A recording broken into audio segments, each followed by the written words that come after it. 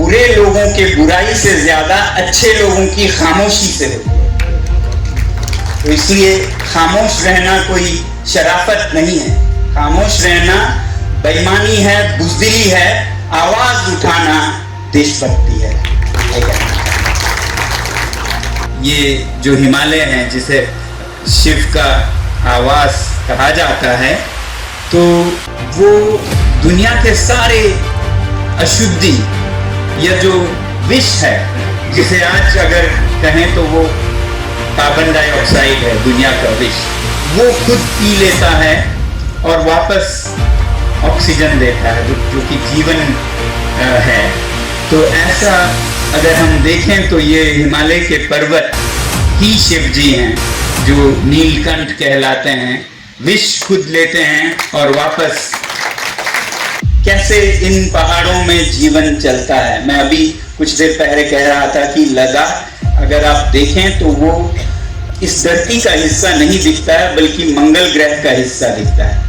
ऐसे दुश्वार मुश्किल जगह पे अगर जीवन पनप पाया है तो एक संस्कृति के कारण पनप पाया है, जो प्रकृति के साथ संतुलन में रहना जानता है।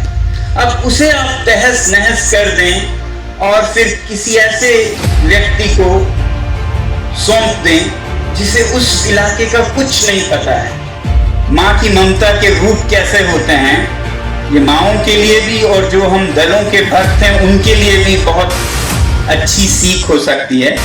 मेरे जीवन में मैंने देखा, लद्दाख में जो भी सरकार जिस भी दल की हो, चाहे जिस दल से आप संबंध रखते हो उस दल की हो, या आप जिसके विरोध में हैं उस दल की हो, जब वो गलत करे तो उसे हमें गलत ही कहना होगा। तो मैंने पूछा क्या हुआ, वो आए नहीं, हर 6 महीने में आते थे, कुछ मदद करते थे, बच्चों को सिखाते थे। तो मुझे बताया गया वो इंग्लैंड के जेल में है। मैं हैरान हुआ, वो इंग्लैंड के जेल में कैसे है? एयरपोर्ट पर लंदन में उसको पकड़ने के लिए तैयार पुलिस खड़ी थी और उसे वहीं से पकड़कर दबोचकर जेल ले गए। और आपको पता है उसे पकड़वाया किसने? उसकी मां ने। ममता का ये रूप भी होता है कि आप जिसे बहुत प्यार करते हैं उसे सही रास्ते पे रखने के लिए कभी कभी आपको सख्त कदम भी लेना। लद्दाख के पहाड़ों से मैं आप सभी के लिए शुभकामनाएं लाया हूं। देहरादून उत्तराखंड के सभी नागरिकों को और खासकर सुंदरलाल बहुगुणा जी के अनुयायी और परिवार के सदस्यों को, सबको मेरा हार्दिक प्रणाम और लद्दाख के सभी लोगों का आप सभी को प्रणाम। बहुत खुशी है कि मैं आज आप लोगों के बीच आ पाया।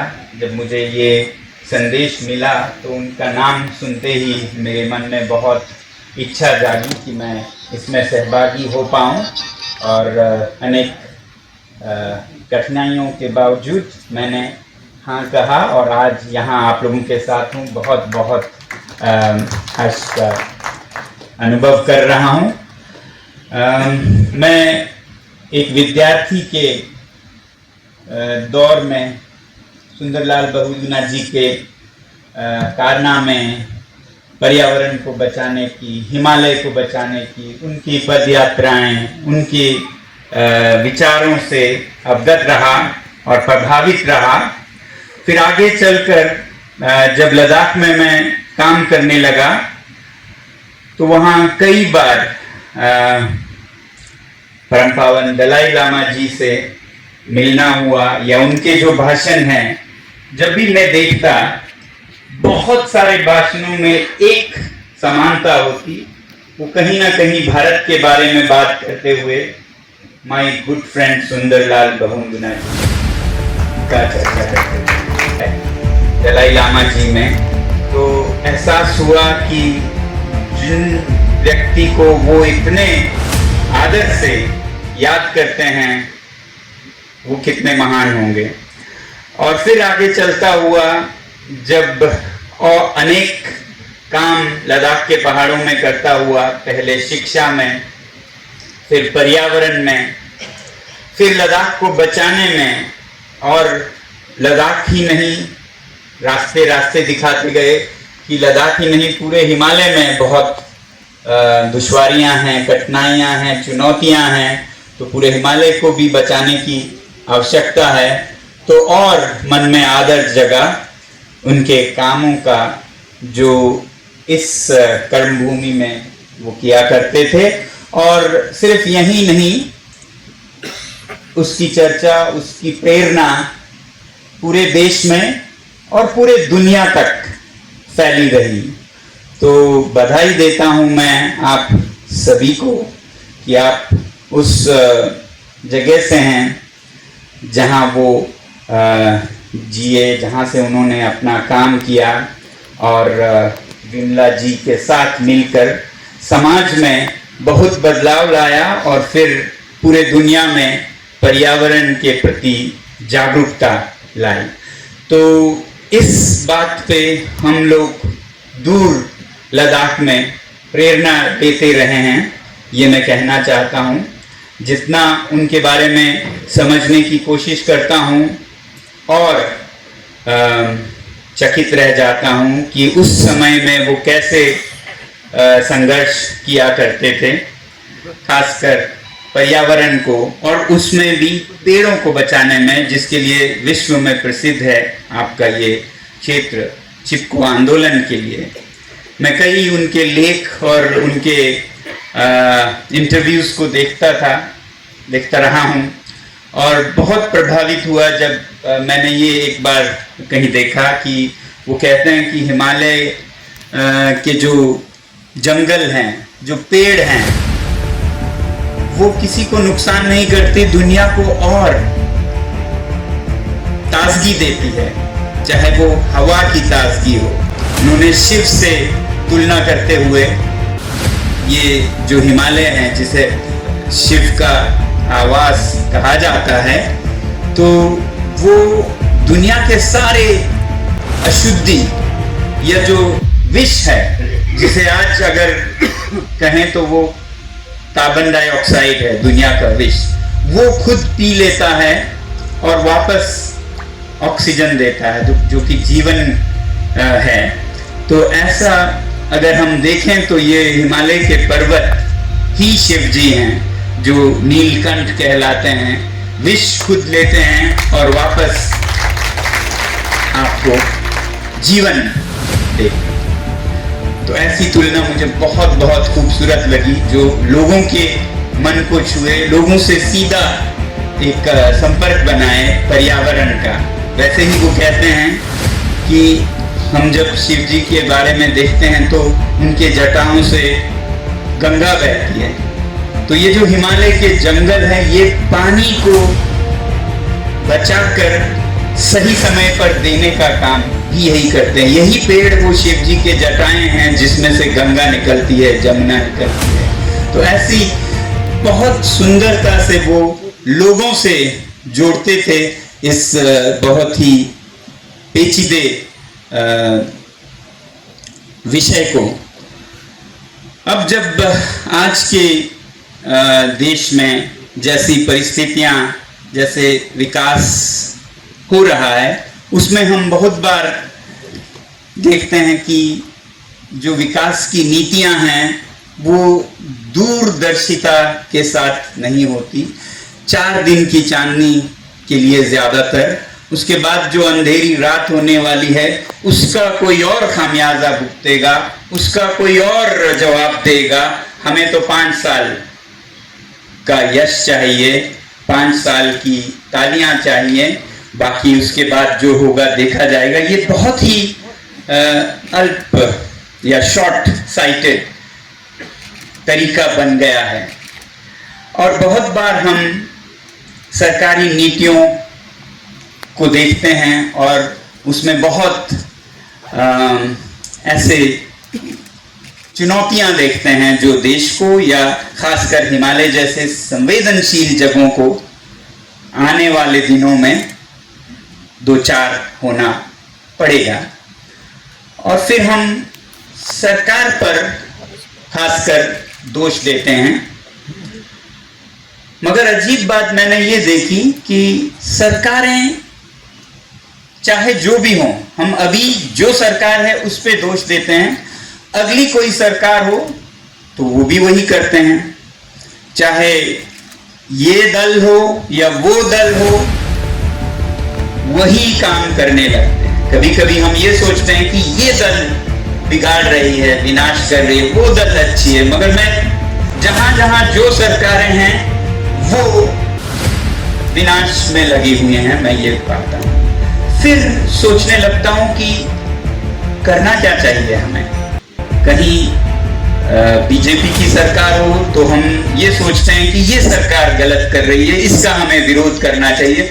दूसरे किसी राज्य में देखेंगे तो आप देखेंगे वहां कांग्रेस की होगी तो वो भी वही कर रहे हैं। अगर उदाहरण दें तो पेड़ के कटाव पर हम कई राज्यों में ये कहते हैं कि यहाँ ये सरकार बीजेपी की सरकार कर रही है, वहीं फिर आंध्र प्रदेश में गच्चीबौली में कांग्रेस की सरकार कर रही है। तो ये सरकारों से हटकर कुछ है और इसमें हमारा कुछ दायित्व है, ये मुझे लगता है। अगर हम 2 और 2 को जोड़ें तो इसमें मैंने ये 2 बातें समझी जो मैं आप लोगों से साझा करना चाहूंगा कि पहली बात तो जो भी सरकार जिस भी दल की हो, चाहे जिस दल से आप संबंध रखते हो उस दल की हो या आप जिसके विरोध में हैं उस दल की हो, जब वो गलत करे तो उसे हमें गलत ही कहना होगा,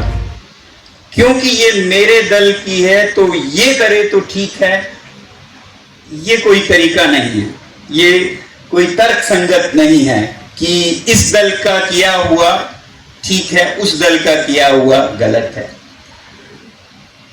उसी तरह ठीक जैसे कोई मां, हम कहते हैं मां के दिल में ममता होती है, बहुत प्यार होता है बच्चे के लिए, तो वो मां जो बच्चे को गलत राह पे चलते हुए भी अच्छा है बोले, चलने दे, तो क्या वो मां सही ममता दिल में रखे होगी? आप समझ सकते हैं ये ममता उस बच्चे का विनाश बनेगा। ऐसा एक मुझे याद आ रहा है जो मैंने सच में देखा, और मां की ममता से मैं दलों की प्रति जो हमारे भावना होते हैं, आप दलमता कहिए, दल भक्ति कहिए, जो भी कहिए, तो कैसा हो मैं ये कहना चाहता हूं लोगों से।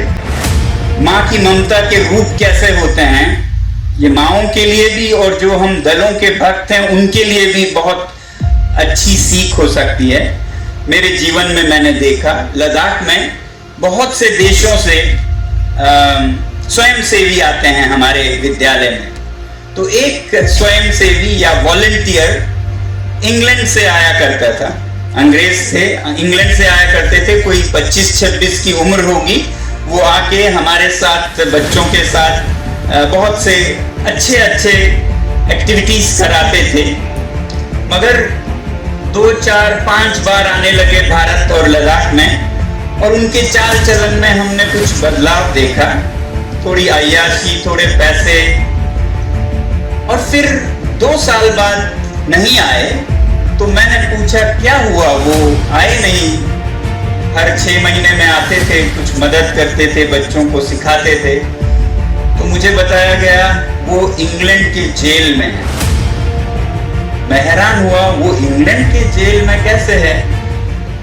कुछ साल बाद पता चला, तो पता चला कि वो भारत आते आते कुछ ऐसे लोगों के संपर्क में आया जिन्होंने उसे आसान पैसा दिया वापस इंग्लैंड जाते हुए कि आप ये ले जाइए और आपको हम इतना पैसा देंगे। धीरे धीरे उसके लक्षण बिगड़ने लगे और पता चलता है कि वो जो ले जाता था वो ड्रग्स होती थी। तो ये कहानी मुझे बाद में पता चला, यही लक्षण उसकी माँ को भी दिखे कि ये अलग सा हो रहा है, पैसे बहुत आ रहे हैं और बिगड़ता जा रहा है।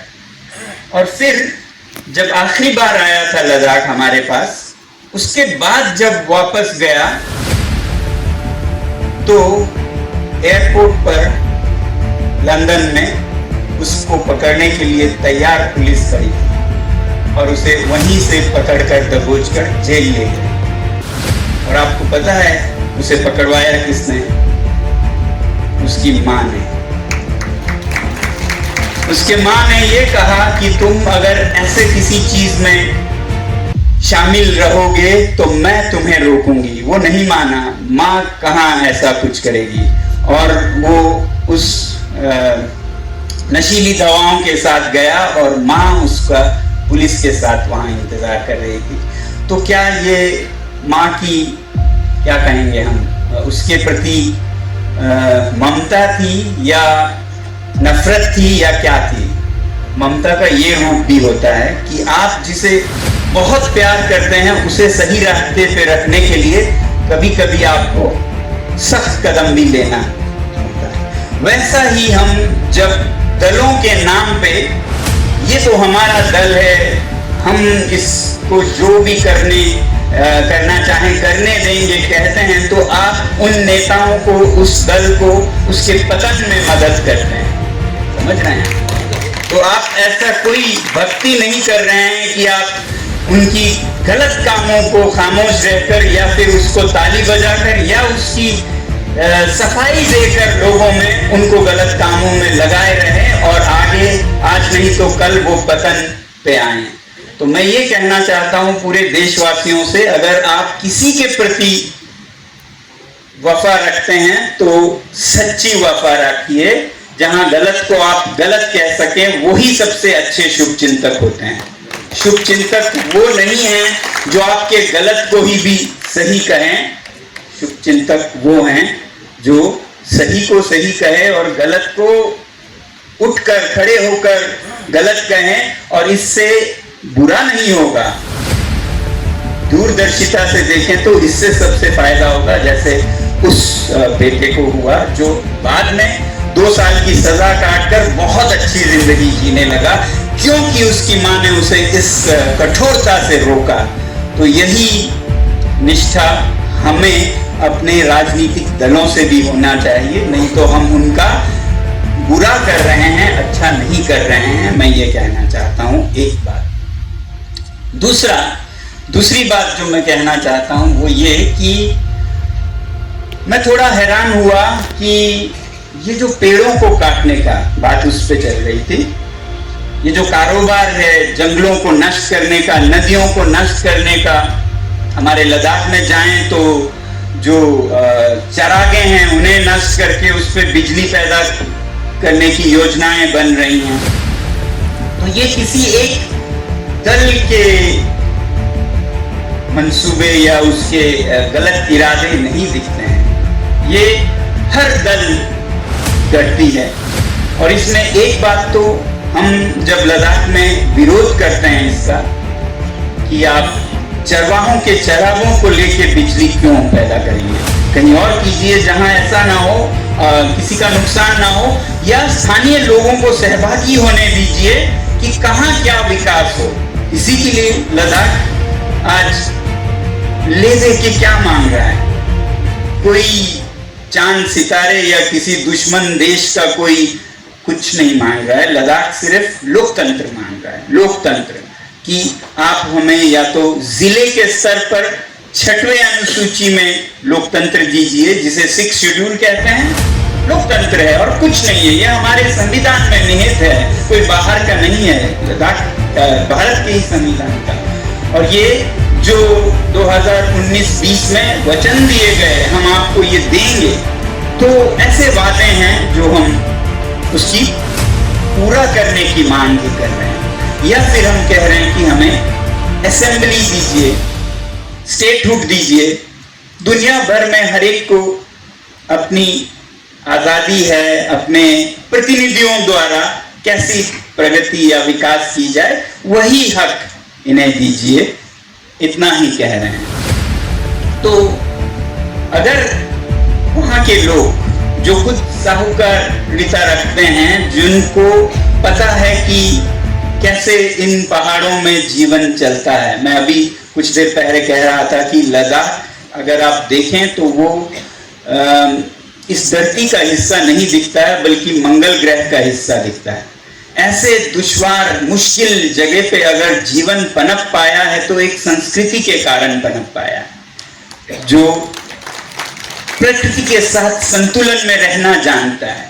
अब उसे आप तहस नहस कर दें और फिर किसी ऐसे व्यक्ति को सौंप दें जिसे उस इलाके का कुछ नहीं पता है, जो हिमालय के पार मंगल ग्रह जैसे लद्दाख का कोई जानकारी नहीं रखता है, तो वो गलतियां कर बैठेगा। अच्छे से अच्छे गवर्नर भी गलतियां कर बैठेंगे और बुरे से बुरे हुए तो वो बेच देंगे, खरीदो फरोख्त करेंगे, क्योंकि ना उन्हें तजुर्बा है, अनुभव है कि यहाँ क्या हो सकता है क्या नहीं हो सकता है, ना ही उन्हें कोई जिम्मेवारी है, क्योंकि उन्होंने तो पैराशूट से आए हैं, पैराशूट से चले जाएंगे, आगे क्या हो भुगतना तो वहां के लोगों ने है। तो इसलिए ये प्रणाली किसी के लिए भी अच्छी नहीं हो सकती है, जिसमें जिन लोगों को पता है और जिनके दिल में दर्द है और जिन्होंने भुगतना है, उनका कोई भागीदारी नहीं हो। कोई ऐसा सिस्टम चल रहा है जिसमें कि किसी का कोई जिम्मेवारी ही नहीं है। तो ये लद्दाख के संदर्भ में इस तरह की नीतियां चल रही, इसलिए हम आंदोलन कर रहे हैं। और ऐसा नहीं है कि सरकार को ये समझ नहीं थी। सरकार को जब लद्दाख यूटी बना 2019 में, तब उनका दिमाग दिल सब बहुत साफ था। इसीलिए लद्दाख के लोगों ने बहुत गहराई से कृतज्ञता व्यक्त की कि आपने हमें एक अपना अस्तित्व दिया लद्दाख को, जम्मू और कश्मीर से हटकर, क्योंकि लद्दाख 18वीं सदी में एक पूर्ण राज्य था, राजा के साथ उसे एक जिला बना दिया गया जम्मू और कश्मीर का। फिर दोबारा से उसे एक अस्तित्व दिया जब 2019 में लद्दाख एक यूटी बना। मगर उस समय की समझ ज्यादा दूर तक नहीं चली, क्योंकि 19 में और 20 में दो बहुत बड़े चुनाव हुए लद्दाख में, जिसमें जो रूलिंग पार्टी है उन्होंने सिर्फ आश्वासन ही नहीं लिखित में दिया कि हम लद्दाख को 6वें शेड्यूल में स्वायत्त देंगे, ये इनका बनता है और हम इन्हें देंगे। नंबर 1 पे लिखा, आप समझ सकते हैं, नंबर 1 पे। और फिर 1 साल में खामोशी, सन्नाटा सा छा गया, कोई इसकी बात भी ना करे। दूसरे साल में तो इसका याद दिलाना भी एक जुर्म बन गया। कोई अगर 6वें शेड्यूल का याद दिलाए तो उस पर मुकदमे लग जाते थे, पिटाई हो जाती थी। तो सब हैरान हुए कि ऐसा क्यों हो रहा है। अभी भी किसी को नहीं पता है कि अपने लिखित में दिए वादों से इतने कैसे यू टर्न हो गया कि वो जुर्म बन गया। याद दिलाना तक, वादा करना नहीं, याद दिलाना जुर्म बन गया। तो अटकलें हैं जो मुझे समझ आता है तर्क से, लॉजिक से, वो ये है, और जिसका बहुत लोग मानते हैं कि इस बीच में 1-2 साल में ऐसे औद्योगिक गुटों का दबाव आने लगा सरकार पर, जो लद्दाख को एक शोषण दोहन का मैदान मानते थे, जो इधर खनन, माइनिंग जिसे कहते हैं, या बड़े परियोजनाएं, बिलियंस ऑफ डॉलर्स, चाहे वो सूर्य ऊर्जा हो, दुनिया की सबसे बड़ी सूर्य ऊर्जा की परियोजना लद्दाख में बनाई जाएगी, ऐसा कहा जाता है, जो कि बुरी बात नहीं है। मैं तो खुद सूर्य ऊर्जा का बहुत बड़ा समर्थक हूँ, मगर उसे ऐसे बनाया जाए कि जो वहां पर लोग सदियों से स्थापित हैं, संस्कृति है दुनिया की, और सिर्फ उनके लिए नहीं, भारत के लिए दुनिया की सबसे कीमती रेशा, जिसे कश्मीर कहा जाता है, कश्मीर या पश्मीना, पश्मीनाओं में भी पश्मीनाओं का राजा उसी जगह से निकलता है जहां पर ये परियोजना लाई जाए।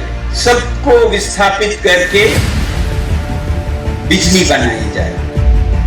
तो पहली बात तो अगर यहाँ के लोगों से पूछते, समन्वय होता, तो वो बताते कहाँ बनाना ठीक रहता, कहाँ नहीं रहता, किसे नहीं पसंद की लद्दाख के जमीन से बिजली देश के लिए काम आए। सबको बड़ी खुशी होगी। लद्दाख के लोगों ने तो हर जंग में, हर युद्ध में देश के लिए जान दिया है, सिविलियंस ने, सेना के साथ साथ। तो क्या वो बिजली नहीं देना चाहेंगे? मगर मुश्किल ये है कि उनसे बिना पूछे कोई भी आप कहीं से भी किसी को भी विस्थापित करके ले जाएं तो परेशानी है। तो अब हम क्या कहते हैं कि आपने जो सुना होगा, लद्दाख में आंदोलन चल रहा है, कहीं अनशन हो रहे हैं जिसमें मैं खुद जुड़ा था, या पद यात्राएं हो रही थी, आपने सुना होगा। वो हम क्यों करते हैं? क्योंकि सरकार को तो हम बहुत बुरे दिखते होंगे, मगर हमारा मानना क्या है कि हम सरकार की मदद कर रहे हैं। जिस सरकार के दिल और दिमाग में ये था कि हम इन्हें वचन दे रहे हैं, उसे पूरा करना है, उन पर एक अनैतिक दबाव पड़ रहा है। उन पर एक राक्षसीय दबाव है कि आप अपने वचन पूरा ना करें। उससे पहली बात तो वो गुनहगार बन गए। दूसरी बात, वो दबाव ऐसे स्वार्थी गुटों का है जो शोषण करेंगे, दोहन करेंगे। तो ऐसे में अच्छे लोगों का क्या कर्तव्य बनता है कि जितना दबाव उस तरफ से है, उतना ही दबाव हम अपनी आवाज उठाकर बनाएं ताकि सरकार संतुलित निर्णय दे सके। तो ये आंदोलन करना, आजकल आंदोलन करने को थोड़ा हास्य और मजाक में आंदोलनकारी हैं, आंदोलन जीवी हैं। मैं तो कहता हूं आंदोलन करना भी राष्ट्रीय धर्म है। ठीक उसी तरह जिस तरह उस मां ने गलत को गलत कहा और झाड़ कर रोका अपने बच्चे को, हमारा भी कर्तव्य है कि गलत चीजों में सरकार को हम रोकें, चाहे उसके लिए हमें जितनी भी बुलंद आवाज में कठोर कदम लेने पड़े। तो आप में से जो भी सच्चे मन से सच्चे विषयों पर आंदोलन कर रहे हैं, वो सबसे बड़े देशभक्त हैं, वो सबसे बड़े सैनिक हैं इस देश की। ठीक उसी तरह जैसे सीमा पर सेना रहती, वरना ये देश बिखर बिखर के चला जाएगा अगर कोई सही को सही ना कहे, गलत को नहीं गलत कहे। तो किसी ने कहा है कि दुनिया में गलत चीजें बुरे लोगों के बुराई से ज्यादा अच्छे लोगों की खामोशी से होती है। तो इसलिए खामोश रहना कोई शराफत नहीं है, खामोश रहना बेईमानी है, बुज़दिली है, आवाज उठाना देशभक्ति है। उसी तरह बहुत जरूरी बात ये कहना चाहूंगा कि ये सरकार, वो सरकार, जैसा मैं कह रहा था, यहाँ कहीं बीजेपी की सरकार विनाश कर रही है तो कहीं कांग्रेस की सरकार विनाश। मुझे किसी पार्टी से कोई लेना देना नहीं, जहां जो गलत कर रहा है वो गलत कर रहा है, चाहे जिस भी पार्टी का हो। ऐसा ही हमें देखना होगा अगर सच्चे राष्ट्र हित में हम सोचना चाहते हैं। तो फिर देखते देखते मुझे ये लगा कि ये सरकारों का और दलों की बात शायद है ही नहीं। अगर हर पार्टी के लोग वही विनाश करने लग रहे हैं तो फिर स्रोत कहीं और है शायद, क्योंकि ये पार्टी जब कर रही है तो वो विरोध कर रहे थे, अब वो सत्ता में आए तो वो भी ऐसा कैसे करने लग गए। तो फिर कहां से है ये विनाश का स्रोत? आपको जानकर हैरानी होगी मेरे विचार को। ये स्रोत जो कि कॉमन है हर दल के लिए, ये स्रोत सच में कहें तो जनता है, नागरिक हैं, हम हैं, मैं हूं, आप हैं। आप समझ रहे हैं क्यों ये बांध कर नदियों को बांध रहे हैं, फिर बाढ़ में उजड़ रहे हैं कुछ लोगों की जमीन है, जैसा आप आंदोलन करते रहे हैं। क्यों ये कुछ लोगों की जमीनों को, चरागों को छीन कर उन्हें बेघर कर रही है। अगला कोई सरकार आएगा मेरे ख्याल से वो भी यही करेंगे, क्योंकि लोग, नागरिक जो हैं, और दो और दो और दो, उनकी संतुष्टि की कोई सीमा नहीं है। बिजली और मांगे जा रहे हैं, सारे सामग्री सामान और चाहिए। जब तक लोगों में ये और की लालसा जगी रहेगी, सरकारें उन्हें खुश करने में लगे रहेंगे। सरकारों को क्या पड़ी है कि वो बिजली के बांध बनाएं या फिर कोयले के बिजली घर लगाएं, अगर लोग उन्हें इस पर डांट डपट देती हो, गालियां देती हो। वो तो तब करेंगे जब लोग उन्हें उस पर प्रशंसा करते हो कि आपने बिजली इतना पैदा किया, आपने बिजली इतना पैदा किया, आपने इतना उत्पादन किया। तो लोगों में बदलाव की जरूरत है। सरकारें खुद बदलेंगी अगर लोगों की मानसिकता, सोच बदले। तो हम परेशान होते हैं जब लद्दाख में बिजली के लिए हमारे चरवाहों के चरागे जाते हैं, कहीं दिमाग में हम ये सोचते हैं कि चलो देश के लिए ये बिजली काम आया, मगर तरीका गलत था। ऐसा ही सोचते हुए हम पदयात्रा पे आए, ले से चलकर 1 महीने में लगभग 1000 किलोमीटर करते। ले से चलते हुए हमने चरागों को जाते हुए देखा बिजली के नाम सुपुर्द। फिर हिमाचल में आए तो नदियों को जाते देखा बिजली के लिए। फिर चंडीगढ़ जैसे शहरों में जब आते हैं तब देखते हैं कि इस बिजली का हो क्या रहा है। हम ये देख रहे हैं कि लोग अपने घरों में एयर कंडीशनर्स 4-4, 5-5 हर तरफ से लगाए बैठे हैं और रहने वाले 2 हैं। सारे घर को ठंडा कर रखा है, जिसके लिए कितने करोड़ों यूनिट बिजली का जाता है। किसी की जान बचती हो तो हमारे दिल को सुकून होता कि हमारे घर उजड़े फिर भी ये बिजली किसी के घर बनाने में काम। किसी बच्चे की पढ़ाई होती अंधेरे में तब समझ आता, मगर आधे से ज्यादा तो व्यर्थ में, अय्याशी में उड़ाए जा रहे हैं दिल्ली, चंडीगढ़, मुंबई और बेंगलुरु जैसे शहरों में। तो ये कैसा विकास है जिसमें एक शहर के अय्याशी के लिए एक गांव के जीवन को ही तितर बितर किया जा रहा है। इसको तो विकास नहीं कह सकते। तो इसलिए आसान है सरकार को गाली देना, नेताओं को गाली देना, ठीक भी है जब उनके कदम गलत हो शॉर्ट टर्म में। भारत के सपूतों में से एक ऐसे ही बहुत विचार हैं। उन्होंने ये कहा है कि एक मनुष्य के लिए कामयाबी ये नहीं है कि वो कितने इच्छाएं पूरा करे, बल्कि कामयाबी उसका मापन कीजिए उसने कितने इच्छाओं को भस्म कर दिया, निकाल फेंका। ये शिक्षा देने की जरूरत है आज हमारे बच्चों को कि आप संतुष्टि या खुशी या विकास और भौतिक संपदा से नहीं, अंदर से इच्छाओं को कम करके करें। अगर इच्छाएं कम हो तो आप थोड़े में ही सबसे दुनिया के अमीर हो सकते हैं। अगर आपकी इच्छाओं की कोई सीमा ना हो तो आप दुनिया के सबसे अमीर होंगे, मगर आपको और 1 बिलियन चाहिए तो आप गरीब हुए ना। जो है उससे ज्यादा मुझे नहीं चाहिए वाला आदमी सबसे अमीर है दुनिया का, चाहे वो 10 रुपए रखता हो या 1 रुपए रखता हो।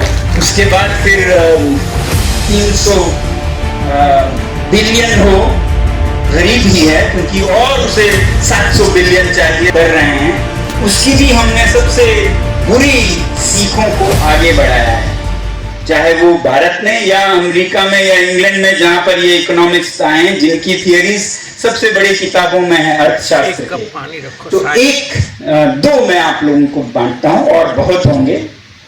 एक है law of diminishing utilities. Modern economics का एक थियरी है, हर जगह पढ़ाते हैं, समझता शायद कोई नहीं क्योंकि बदलता कुछ भी नहीं देखता हूं मैं। तो लॉ ऑफ डिमिनिशिंग यूटिलिटीज क्या सिखाता है?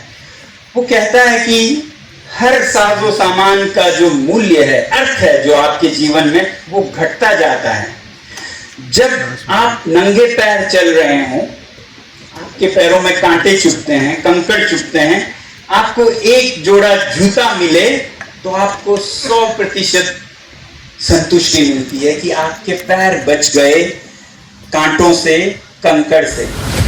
जब आपको दूसरा जोड़ा जूता दिया जाता है तो उसका वो माने नहीं होता है जो पहले जोड़े का था।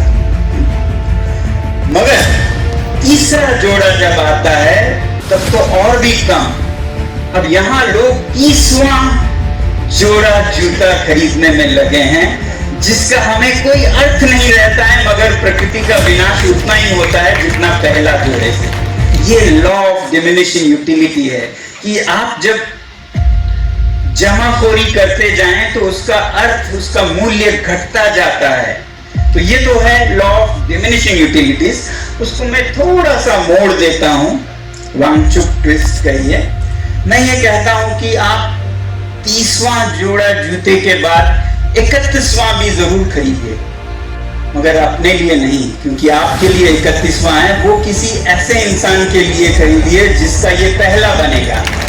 तो फिर आपके पैसे का बहुत मतलब है, क्योंकि आप 100%, 60वां लीजिए, 70वां लीजिए, 7000% संतुष्टि ले पाएंगे, क्योंकि ऐसा कोई पा रहा है जिसके पैरों में पहला जोड़ा भी नहीं है।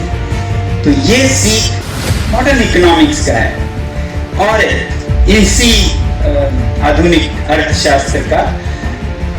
मुझे ताज्जुब लगता है कि बिजनेस में, फाइनेंस में उन्होंने ये नहीं सुना होता है या फिर उस पर कुछ करते नहीं है। एक है ईस्टरलिन्स पैराडॉक्स, आप भी जाके देखिएगा। ईस्टरलिन कोई मशहूर अर्थशास्त्री थे। उन्होंने बहुत अध्ययन करके ये पाया और दुनिया को ये बताया कि वेल्थ एंड हैप्पीनेस, दौलत और खुशी का संबंध उन्होंने एक ग्राफ पे दिखाया। ऐसे अगर एक ग्राफ हो तो एक पे वेल्थ है, एक पे हैप्पीनेस है। तो वो ये देखते हैं कि हैप्पीनेस है उधर और वेल्थ है इधर। जैसे जैसे अगर वेल्थ नहीं हो, जीरो हो, तो हैप्पीनेस भी जीरो होता है। ये तो हम समझ सकते हैं। चाहे जितना भी हम बड़ी बातें करें, कोई भी भूखे पेट खुश नहीं हो सकता। जितने भी सादगी या धर्म की बात करें, नंगे पैर, भूखे पेट कोई खुश नहीं हो सकता। खुशी भी जीरो होगी अगर आपके पास इतनी भी दौलत ना हो। मगर उसके बाद दौलत 1, 2, 3, 4 बढ़ता जाए तो एक आते ही आपकी खुशी भी उतना ही बढ़ेगा। तो ग्राफ बढ़ता है। 2 दौलत आई तो खुशी भी उतनी ही बढ़ी। तो ये ग्राफ बढ़ता जाता है, मगर ये निरंतर बढ़ता नहीं जाता है। ये तो कोई भी सोच सकता है, मगर उन्होंने अध्ययन करके दिखाया। लोगों से, बहुत लोगों में संपर्क करके अध्ययन करके दिखाया कि कुछ देर बाद ये ग्राफ फ्लैट हो जाता है। दौलत बढ़ती जाएगी मगर खुशी नहीं बढ़ेगी। दौलत जितना भी बढ़ेगा, खुशी वहीं पर है। तो फिर इतने दौलत के पीछे भागने का मतलब क्या है? पूरे साइंटिफिक इकोनॉमिक वे में बताया है जो आज के लोग समझते हैं। फिर उसके बाद भी अगर हम दौड़ें तो फिर हम अशिक्षित हैं, अविकसित हैं। विकसित तो वो हैं ये जल्दी समझ जाएं और जितने में खुश उतने की ही आप दौड़ धूप करें। साईं इतना दीजिए जहां मैं कुटुंब समाए, मैं भी भूखा ना रहूं, साधु ना भूखे जाए। ये था ईस्टरलिन का प्रिंसिपल, कबीर का। और किसी शायर ने आपने सुना होगा, कहा हजारों ख्वाहिशें ऐसी कि हर ख्वाहिश पे दम निकले, बहुत निकले मेरे अरमां, लेकिन फिर भी कम निकले।